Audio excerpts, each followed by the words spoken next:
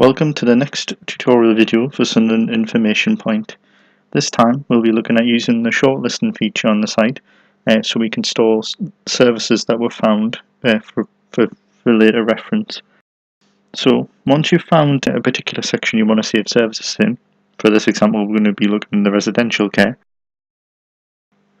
you can see that there is a button to add all of the listings onto my shortlisting list, or right next to the email button there is a button that says add to my shortlist, which will individually add just the one service to the list. And what I'm going to do is I'm going to add a few of these to the list just so I can demonstrate this. So I'm going to add this one, this one, this one, and these two. And if you navigate all the way to the top, you can see that it has stored these 5 in the section and also tell me how many I've got saved. Now if I just want to go into here, you can see that it showed all of my selected options here, as well as it's brought them up into a map so I can see the distance. And this map can be hidden with this option on the right. You can view the services by just clicking into them as you normally would on the other.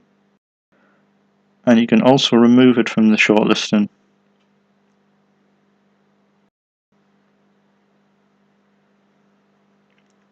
And you have another number of options you can do. You can email the entire shortlist out for reference, as well as printing it. And you can also show more details about the specific service just by clicking this button here instead of navigating it. And finally, you can clear the shortlist by just clicking this button. And this is what the shortlist still looks like when you don't have any shortlistings in the shortlist. And that's all for using the shortlisting feature in Sunderland Information Point.